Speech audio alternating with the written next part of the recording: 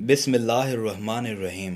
ایک ایسے نبی جنہیں ایک دیو ہیکل ویل نے نگل لیا، آپ سے ایسی کون سی خطا سرزد ہو گئی تھی اور آپ مچھلی کے پیٹ میں 40 دن زندہ کیسے رہے؟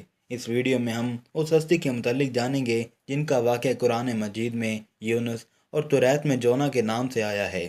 تاریخ میں اسوری قوم ایک عظیم اور طاقتور قوم کی حیثیت سے جانی جاتی ہے جس کا دارالحکومت اشور تھا۔ اشوری دراصل بنی اسرائیل کی نسل سے تعلق رکھتے تھے جو بخت نصر کے حملے کے بعد غلام بنا کر بابل اور عراق لائے گئے تھے۔ اس زمانے میں دریائے دجلہ کے کنارے نینوا نامی ایک چھوٹی سی بستی تھی۔ اشور کے کسی بادشاہ نے ایک دیوتا کے نام پر نینوا میں ایک مندر بنوایا۔ رفتہ رفتہ دوسرے بادشاہوں نے بھی مندر اور عمارتیں بنانا شروع کر دی اور ایک دور ایسا آیا کہ یہ چھوٹا سا علاقہ سلطنت اشوریہ کے عظیم الشان دارالسلطنت میں تبدیل ہو گیا۔ نینوا شہر کے بیچوں بیچ مندر اور شاہی محل تھے جہاں سے اشوریوں کا بادشاہ پورے سلطنت پر حکومت کرتا تھا اور اونچے تخت پر بیٹھ کر بازاروں، گلیوں اور تفریح گاہوں کا نظارہ کیا کرتا تھا۔ اشور کے مغربی علاقے میں لہلاتے کھیت تھے، پورا شہر درختوں اور باغات سے سرسبز و شاداب تھا۔ اشوریہ کے لوگ پتھر تراشنے کے فن میں بھی ماہر تھے، لہذا جگہ جگہ سنگ مرمر کی دیواروں پر انہوں نے اپنی دیوتاؤں کے نقش و نگار بنا رکھے تھے۔ مختصر یہ کہ نینوا تہذیب و تمدن کے لحاظ سے انتہائی ترقی یافتہ شہر تھا۔ اشودر دیوتا ان کا سب سے بڑا دیوتا تھا، نیز یہ لوگ بادشاہ کو بھی خدا کا درجہ دیا کرتے تھے۔ یہ لوگ بت پرستی اور کفر و شرک میں مبتلا تھے۔ اس وقت نینوا کی آبادی 1 لاکھ سے زیادہ تھی اور یہ 700 قبل مسیح کا زمانہ تھا۔ اللہ تعالیٰ نے اس زمانے میں اس قوم کی ہدایت کے لیے حضرت یونس علیہ السلام کو بھیجا۔ حضرت یونس علیہ السلام کا پورا نام یونس ابن مدہ تھا۔ آپ حضرت ہود علیہ السلام کی اولاد میں سے تھے، جبکہ بعض مفسرین نے لکھا ہے کہ حضرت یونس علیہ السلام کا تعلق بنی اسرائیل سے تھا۔ آپ حضرت یوسف علیہ السلام کے چھوٹے بھائی بنیامین کے بیٹے تھے۔ جب آپ کو نبوت ملی اس وقت آپ کی عمر 28 سال تھی۔ آپ پر ایک صحیفہ بھی نازل ہوا جو توریت میں یونا کے نام سے موجود ہے۔ حضرت یونس علیہ السلام سب سے پہلے اشوری بادشاہ کے پاس گئے اور اسے پیغام حق سنایا، اسے خدائی کے جھوٹے دعوے سے توبہ کرنے کا حکم دیا اور ایک اللہ کی عبادت کی طرف بلایا۔ یونس علیہ السلام نے اس سے ان اسرائیلی قیدیوں کو آزاد کرنے کا حکم بھی دیا جسے اس نے قید کر رکھا تھا۔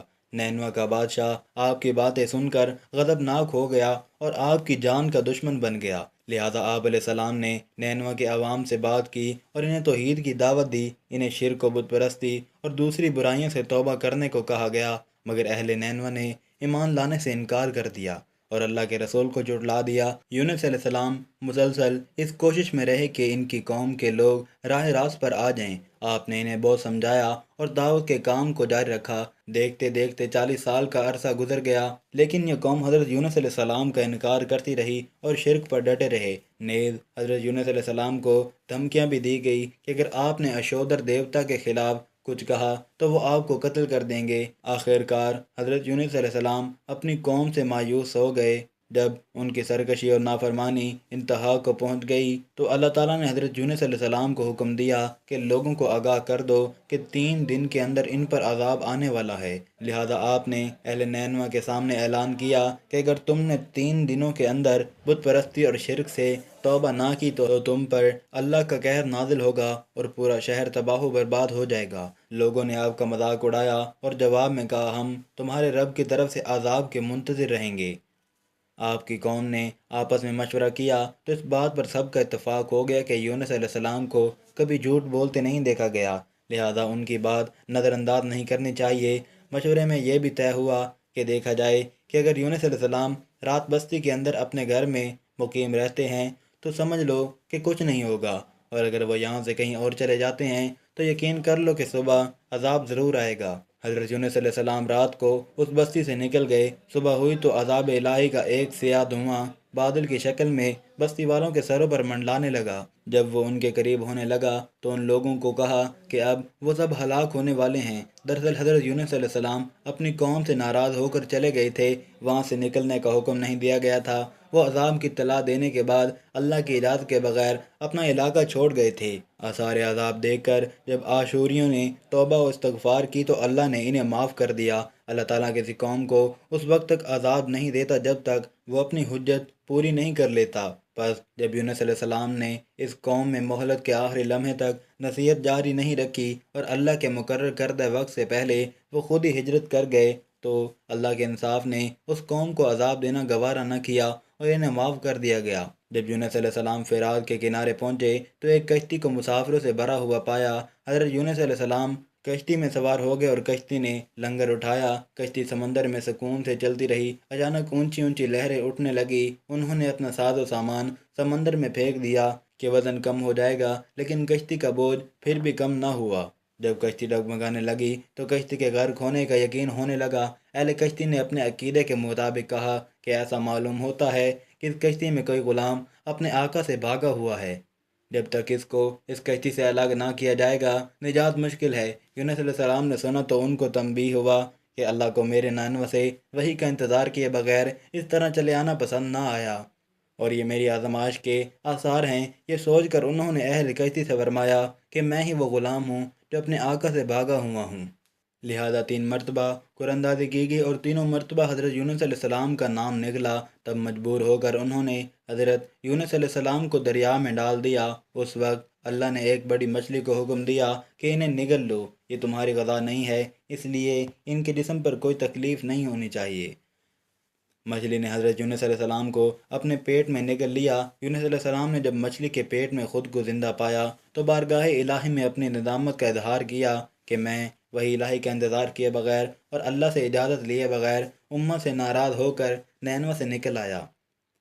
حضرت یونس علیہ السلام نے مچھلی کے پیٹ میں اللہ کو پکارا۔ ان پر 3 اندھیرے اکٹھے ہو گئے تھے، رات کا اندھیرا، مچھلی کے پیٹ کا اندھیرا اور سمندر کا اندھیرا۔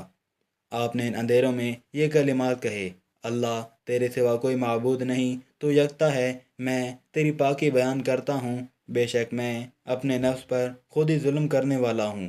روایتوں کے مطابق حضرت یونس علیہ السلام یہ تسبیح نہ کہتے تو قیامت تک مچھلی کے پیٹ میں رہتے۔ رسول اللہ صلی اللہ علیہ وسلم نے فرمایا کہ جب یونس علیہ السلام نے یہ دعا کی تو یہ کلمات عرش کے گرد گھومنے لگے۔ فرشتے کہنے لگے کہ یہ بہت دور دراز جگہ سے آواز آ رہی ہے، لیکن کان اس سے پہلے آشنا ضرور ہیں اور آواز بہت ہی کمزور ہے۔ اللہ نے حضرت یونس علیہ السلام کی درد بھری آواز کو سنا تو فرمایا کہ کیا تم اس آواز کو نہیں پہچانتے؟ انہوں نے کہا نہیں۔ فرمایا یہ میرے بندے یونس علیہ السلام کی آواز ہے۔ فرشتے نے کہا یہ وہی یونس ہے جس کے پاک عمل قبول شدہ ہر روز تیری طرف بڑھتے رہتے تھے۔ اے اللہ مصیبت کے وقت اس پر رحم کر۔ تو اس وقت اللہ نے مچھلی کو حکم دیا کہ وہ آپ کو بغیر کسی تکلیف کے سمندر کے کنارے اگل دے۔ روایتوں کے مطابق یونس علیہ السلام 40 دن اس مچھلی کے پیٹ میں رہے اور اس کے بعد اللہ کے حکم سے اس مچھلی نے آپ کو سمندر کے کنارے اگل دیا۔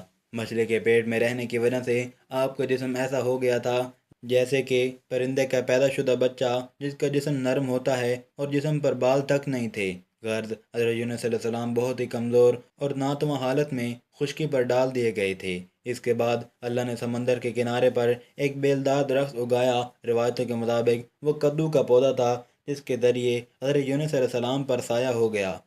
اس کے علاوہ اللہ نے ایک جنگلی بکری بھیج دی جو زمین کی گھاس اور جڑی بوٹیاں کھاتی تھی اور صبح و شام آپ کو دودھ پلاتی تھی، یہاں تک کہ آپ تندرست ہو گئے۔ حضرت یونس علیہ السلام درخت کے سائے میں جھوپڑی بنا کر رہنے لگے۔ یونس علیہ السلام کی قوم انہیں تلاش کرتی ہوئی ایک دن اس سال کے کنارے پہنچ گئی اور انہوں نے آپ کو دیکھ لیا۔ انہوں نے آپ کے ہاتھ پر اسلام کی بیعت کر لی اور ساتھ ہی اللہ سے توبہ و استغفار کرنے لگے۔ یونس علیہ السلام دوبارہ نینوا چلے گئے اور وہاں رہ کر اپنی قوم کی رہنمائی فرمائی۔ حضرت یونس علیہ السلام کی زندگی نینوا میں ہی گزری اور وہیں آپ کا انتقال ہوا۔ اس قصے سے ہمیں یہ سبق ملتا ہے کہ کسی بھی حال میں اللہ کی رحمت سے مایوس نہیں ہونا چاہیے اور نہ ہی ہدایت کے معاملے میں اپنی ذات پر بھروسہ کرنا چاہیے۔ ہدایت تو بس اللہ ہی کی طرف سے ہے، ہمارے ذمہ بس پیغام حق پہنچانا ہے۔ اللہ تعالیٰ سے دعا ہے کہ اللہ تعالیٰ ہمیں نیک عمل کرنے کی توفیق عطا فرمائے، آمین۔